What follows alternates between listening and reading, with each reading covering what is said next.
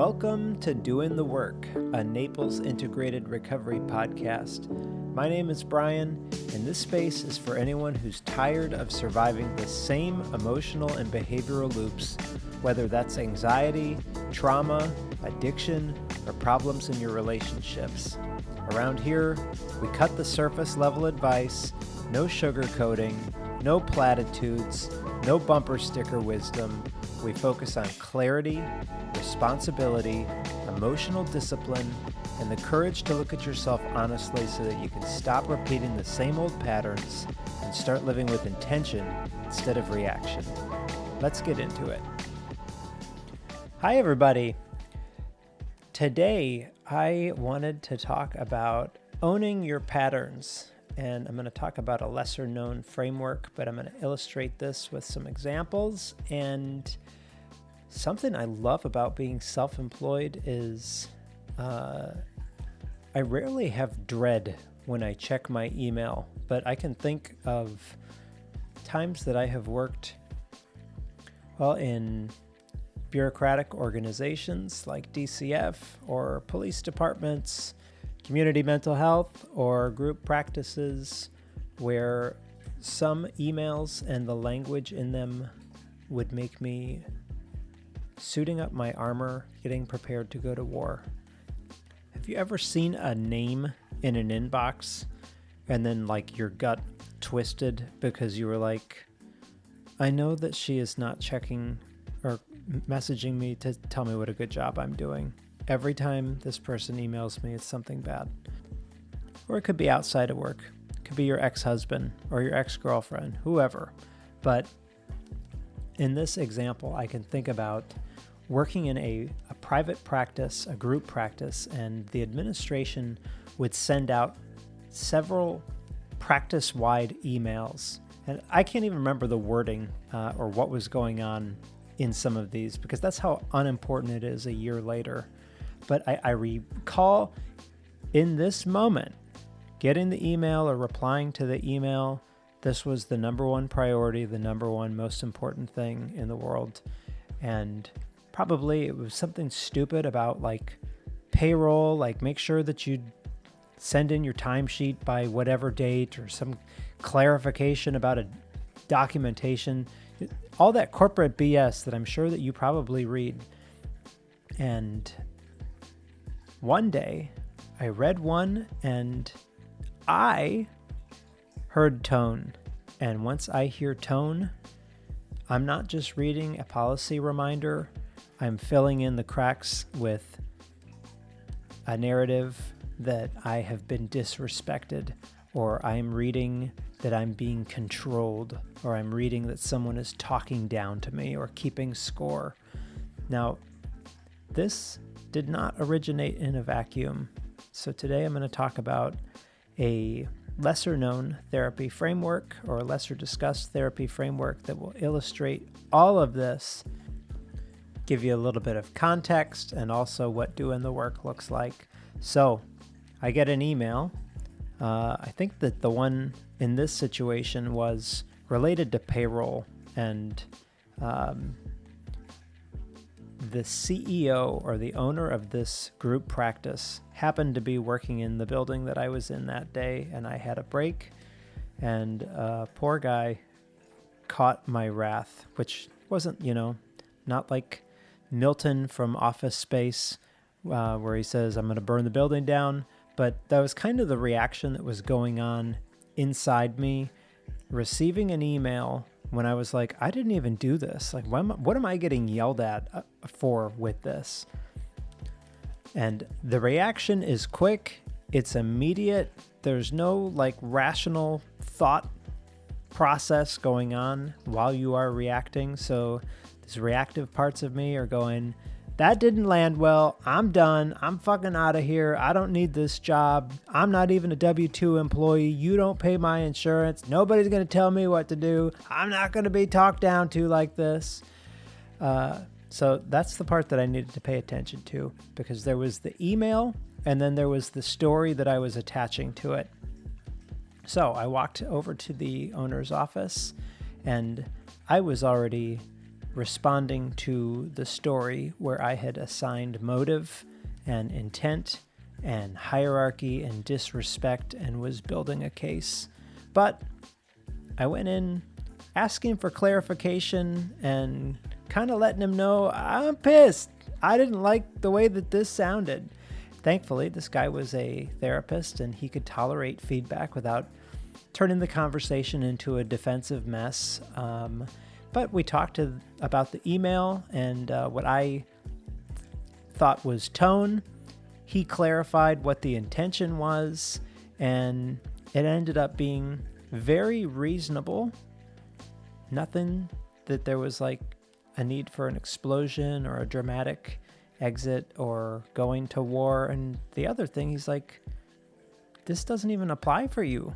Like, I mean, you're not even doing it. So like, it's not even for you. Now, when I worked in law enforcement, I think that there is nothing worse than sending out a company-wide or agency-wide email or creating a new policy just because one guy screwed up. In my opinion, if you have a employee who's screwing up, pull them into your office. You don't shame them in public. Pull them into your office and say, this is what you need to correct. You don't tell everybody. Anyway, I talked over this email with the owner and he clarified the intent. It actually ended up being quite reasonable. And once the conversation was over, I had to look at the size of my internal reaction. Now, I didn't walk in and say, I'm quitting. There was none of that, but I was pissed, and I'm sure that he could tell that I was pissed. And the email probably did have some tone. Maybe I added it. Either way, the intensity of my response had gone past the facts that I actually had. And in the moment, it felt justified because my mind had built a case. Someone's talking down to me. They're controlling me. They're treating me like an employee when I am not one. And that's the part that a lot of people skip. Some of them may spend too much time in the mental courtroom trying to dissect if somebody was rude or dismissive or passive aggressive or unfair or whatever. Sometimes that is the case, and sometimes an email does have a tone. Sometimes the policy is stupid. Sometimes the boss really is incompetent. Sometimes somebody is being condescending, but that didn't explain why the first reaction went from minor annoyance to Milton and the I'm going to burn the whole thing down. And that's where I had to notice something that I didn't really love about myself. There had been plenty of other emails that I would get where someone would ask a question that was probably pretty reasonable or telling me, hey, this practice, we don't use adjustment disorder because it leads to too many insurance denials or whatever. And so I notice I'm pretty quick to reply. Thankfully, though, I do not hit the send button. I've learned to really just kind of sit with stuff for a little bit, usually because the first draft comes out a lot sharper than I want it to. Maybe accurate, maybe defensible, maybe also with a little bit of edge that I wanted to let that person feel. So I developed a routine, write the email, walk away from it, come back, after the next session or whatever, and then I'd evaluate whether the tone was actually appropriate. Or sometimes maybe I'll send it to somebody else first and ask, does this have a lot of tone to it? Because usually the first version sounded like I was gearing up for a fight. Now, in some past episodes, I've used parts language or internal family systems. There could be some revenge parts or equalizer parts, but certainly I have got some parts that show up if something feels unfair and immediately are prepared to balance the score. And it can have a very strong sense of justice, but a poor sense of proportion. And this reaction shows up frequently for me if I perceive criticism control or someone keeping track of me in a way that feels like bean counting. And this is where the pattern is harder to ignore because it has shown up in many different situations. Same basic flavor. Somebody questions a decision, I feel an accusation. Someone asks for clarification, I feel like I'm being audited. Someone sends a policy reminder, I feel like I am being controlled. Different room, different people, different facts, same internal reaction. And so that's what this episode is really about. Why this reaction before I don't even have any of the information. And a therapy framework that explains this is called schema therapy. A schema is a survival template. It's a rule that your mind has built from experience based on something that happened before. This is probably happening again right now. And that rule makes sense probably when it was formed. It may have helped you read a room faster. It could have helped you survive criticism or control or shame or consequences. But the problem is when that old template keeps getting reapplied automatically to situations that only resemble the original threat. Then you are responding to what happened and what it reminds you of. And so that is the whole concept. A schema is a survival template. The work is noticing when the template showed up before your conscious thought did. And so if I look back at my life, I can see why this template got built. One part came from growing up with a father who was a scientist. He was very intelligent, he was highly analytical, and very critical. And that combination is tricky because criticism can hide inside of competence. It can sound reasonable, and it can sound like someone is trying to help you be better. Sometimes they are, but if that's the atmosphere that you live in and you grew up in, then feedback starts to carry a different meaning, where maybe nothing is ever really right. There's no such thing as a perfect score, only things that can be improved. And if something is wrong, it's definitely getting pointed out. Over time, a kid learns rules from this, and a question can become a correction can become exposure, and then feedback starts to feel less like information and more like proof that you are missing something again. And so if that becomes part of your template, that's one facet of a developing problem. When someone asks why something was handled a certain way, an adult part knows that this is a normal question, and another younger part hears, "You fucked it up again. Explain yourself." And now add in another layer. I grew up gay in a conservative Christian environment.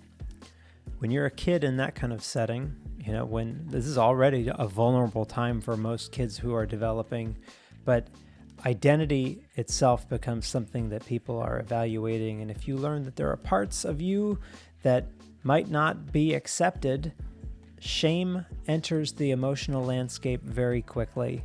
And before adulthood begins, your nervous system has already learned a few very ugly lessons about the world. Maybe that like criticism is exposure, being seen clearly means rejection, and expressing yourself means consequences. Now, I'm going to add in another layer because people are complex, right? Another layer, 12 years in law enforcement. It reinforced the same pattern from a different direction. Law enforcement is paramilitary. It has a hierarchy. Orders move down. You follow direction. You confirm that you understand. You choose your words very carefully because the structure is real and there are major consequences to you opening your mouth in the wrong place. And so if a lieutenant tells you something, the expectation is very simple. You follow the order. You confirm that you understand. Even if it is ass backwards and it doesn't make any sense, you nod, you say, "Yes, sir, that's understood," and you do not push back at all. And I worked for, a real prick lieutenant that when I was a sergeant overseeing a group of guys on the midnight shift, if my guys would make mistakes, I was the first to know about it, because apparently he didn't have anything better to do than like review traffic stop footage or something. I don't even know. But I was constantly in this lieutenant's office, and the way that he would talk down to me, it was like I was lower than a dog. And so I would just kind of say like, I got it, sir. I'll make sure that I address it. I'll make sure I take care of it. But then there was like an additional layer of ego on top of this of, oh no, I don't think you do fucking got it. So he would like be a close talker in my face, like, do you hear me? Are you getting it? Are you getting it? And so think, living and working in an environment like that for years, this also shapes people. Now, one shaping experience that I think still carries some charge for me. It's getting better now that this chief of police has been removed from command. But I think back to, there was a time when I was demoted from my supervisory position. And in this demotion meeting, which was very short, the chief of police attempted to like bait me into an argument to try to make me have a reaction. She actually did get a little bit of one, which was not good. That's part of the story. But when I was being demoted, part of it was that they said that I had difficulty enforcing policies as a supervisor. And they used an example of a recent policy that had come out that was totally unreasonable. Marco Island is like a thumbnail. It's such a tiny little town, and it has 4 patrol districts, and there was a very rigid policy that had come out that police officers could not leave their patrol district at all. Now we're talking about something that's like, it's just a few blocks. So they are driving in the same circles, going up and down the same neighborhood streets for 12 hours.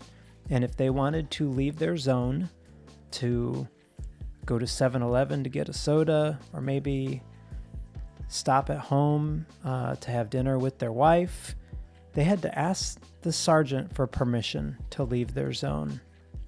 This is insanity, that they have been entrusted with the legal authority to shoot and kill somebody if need be, to neutralize a threat or to make an arrest, need permission to cross the side of the street. Okay? Insane micromanaging.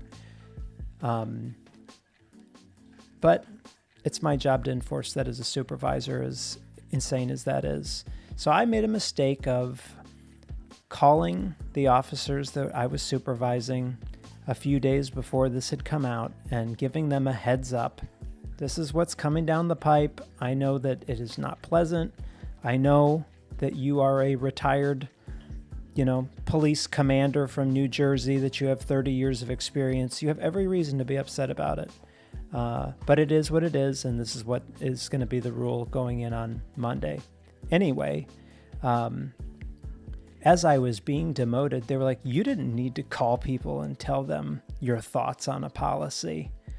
And I made a mistake in this while emotionally reactive that I went back to.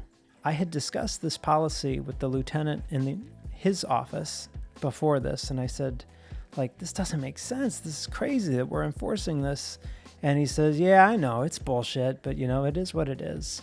And so I made the mistake in this demotion that I said, sir, you yourself said that policy is bullshit. Now he immediately started backtracking and ass kissing to the chief, oh no, I love all the policies that she comes out with, or whatever.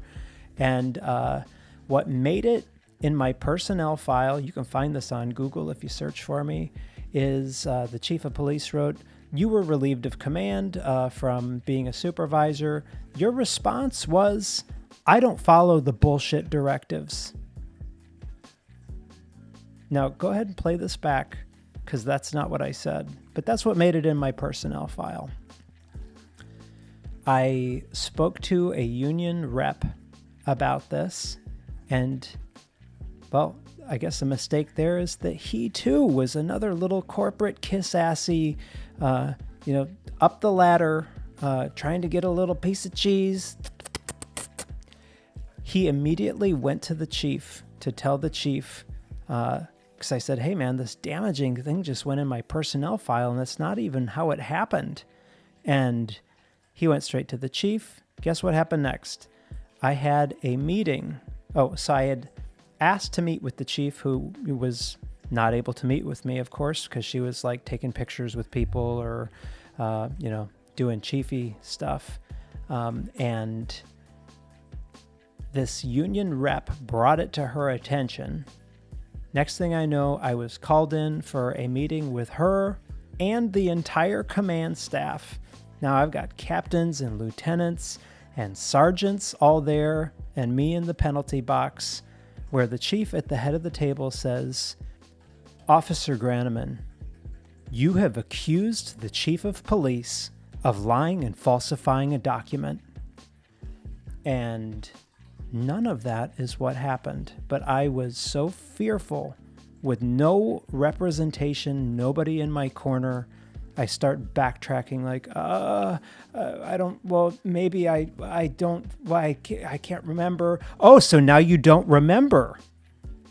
This is probably one of the darkest and like lowest points of my life to be placed in all of this. This is all like part of my termination story.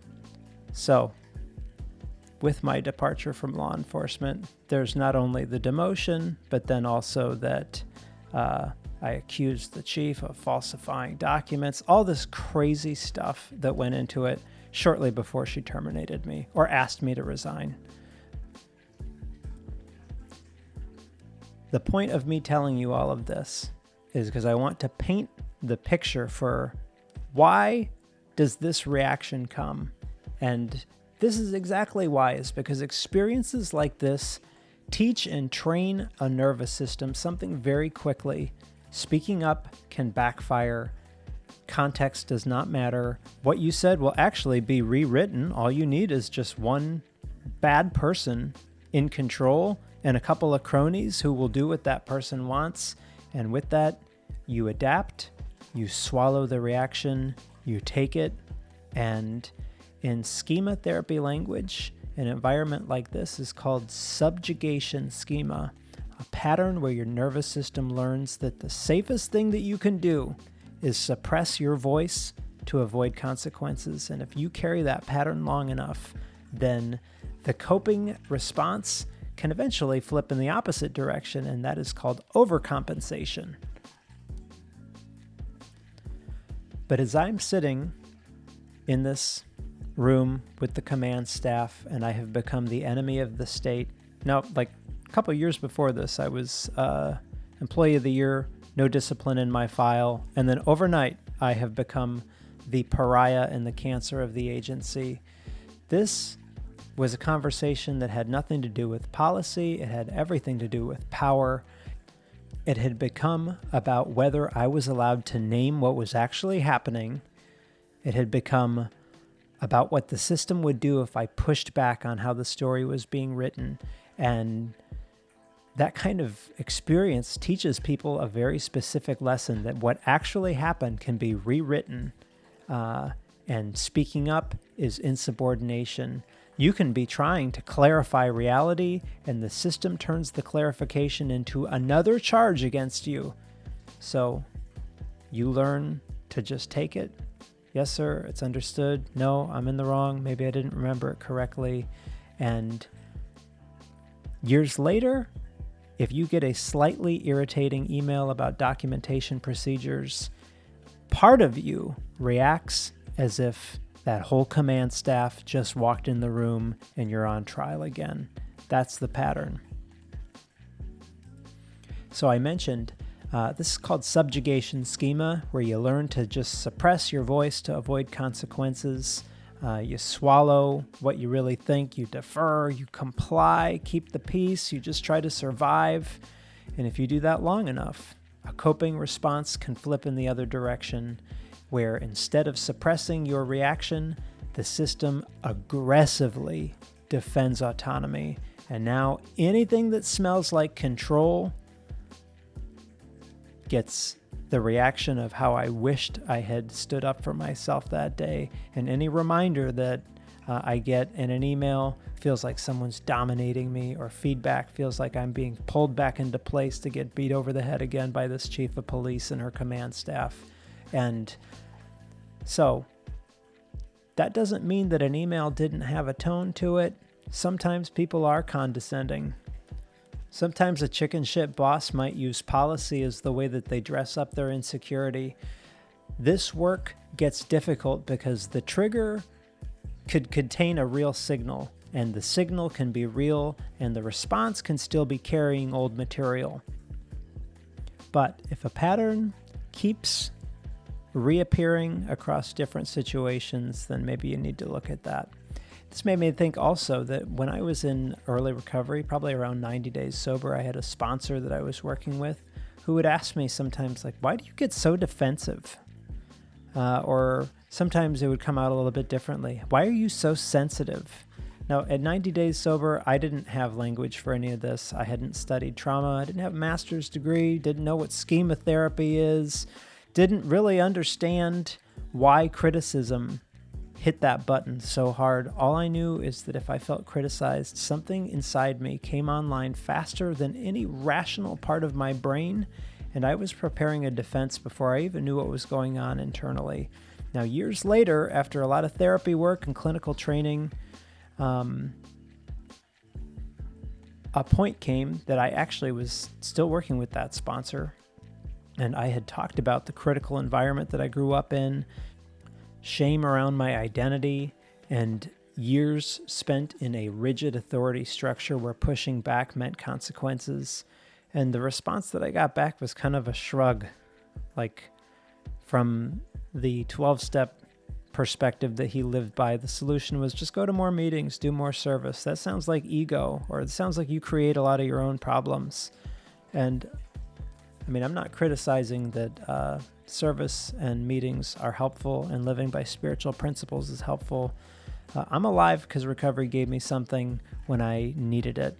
But the problem is when complex reactions shaped by years of experience are flattened into a personality flaw, like, why are you so defensive or sensitive? Or, maybe that's your ego. Maybe there's some truth in that, but a person can need humility and still have a pattern worth understanding. A person can need accountability and have history, and a person can be responsible for their behavior without pretending that the behavior formed out of nowhere.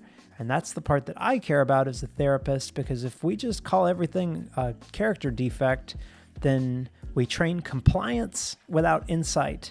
You learn to shut up or apologize faster or use some recovery-approved language, slap page 417, acceptance is the answer on everything, and then underneath, you're not really understanding the machinery. So the reaction keeps coming back under a different name. Now it's resentment. Now it's contempt. Now it's I'm setting boundaries. Now it's I'm done with toxic people. Now it's I'm protecting my peace. Sometimes this language is legitimate, but other times it is an outfit for the same old pattern. And that is why owning the pattern has to mean something more precise than self-blame. Owning a pattern can look like, ooh, that email had a tone and I didn't really like that. But I also recognize that I just added my whole history to it. Or maybe that person kind of talked down to me, but I escalated it before I had more facts. Or maybe a policy is silly, but then my reaction is also adding on Marco Island PD's nonsense of you can't leave this district, and also you like it. You don't have an opinion on it. You will obey it. You will, yes, sir. And also, if I even hear that you had an opinion about it, there's going to be a consequence for that too. So that's the reason that if I get an email, all of that gets activated. But the adult move is not pretending that the trigger isn't there. It's asking which trigger got activated and what's the story that I'm attaching to this? What am I assuming would happen? What did I feel compelled to do next? All of those things expose the old template. And so if my first impulse is to defend myself like I am on trial, then there's probably an old courtroom somewhere in the background. If my first impulse is quit, burn the building down, punish, retaliate, 5-paragraph legal brief because I got an email telling me to turn my timesheet in on a certain day, even if I wasn't the one that did it, something got activated beyond the facts of the email. That does not make me bad. It makes the pattern visible, and visible patterns can be worked with. Hidden patterns that you don't have awareness of run the show.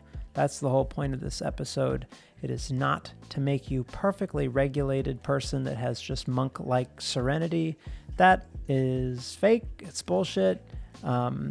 If you get a nasty email, it's okay to be irritated. Some people do communicate poorly. Some systems are ridiculous. Some authority figures should be questioned and removed, and she was. The goal is to stop confusing activation with accuracy. Just because a reaction is strong doesn't mean that the interpretation you're having about it is complete. And just because I am feeling ready to fight doesn't mean that a fight is required. Just because something resembles an old threat doesn't mean that the current situation deserves the full historical response. So that's where owning the pattern means something. It means that I stop acting like every reaction is fully explained by the other person. It means I stop outsourcing my internal state to whoever sent an email, asked a question, gave me feedback, or used the wrong tone. It means hold people accountable while taking responsibility for the size of my own response. That is a harder standard because it takes away the cheap escape hatch. Once you see a pattern, you can't unsee it. You'll still have that first reaction. I get that email and I'm like, oh shit, here we go. This person's trying to control me. But now there's another step that's available. Read it again. Check the story. What did you add? Then decide. That is where freedom shows up. Annoying freedom. The kind where you don't get to indulge in all of your old bullshit patterns just because it felt righteous in the moment. It's the kind where growth looks less like a breakthrough and more like catching the pattern 5 minutes earlier than you used to a couple of years ago. So you send a clearer email, you ask clarifying questions, you walk into the boss's office to have a conversation with some curiosity instead of being fully prepared to make your closing argument. You stop turning every tone issue into a referendum on your autonomy, and you stop letting old authority figures write today's response. That is owning the pattern. That's schema therapy. The situation might be current. That reaction, it's something older. And once you can see it clearly, now you have a choice that you didn't have before, and that is doing the work. Thanks for spending the time with me. If you found this episode helpful, please share it with somebody who may need to hear it. Be kind to yourself, be kind to people around you. Remember that we're all doing the best that we can with the tools that we currently have, and we're all capable of growing past that. If you'd like to reach out or connect, send me an email, brian@naplesintegratedrecovery.com. I hope to hear from you there. In the meantime, thanks again for listening. I'll see you on the next one.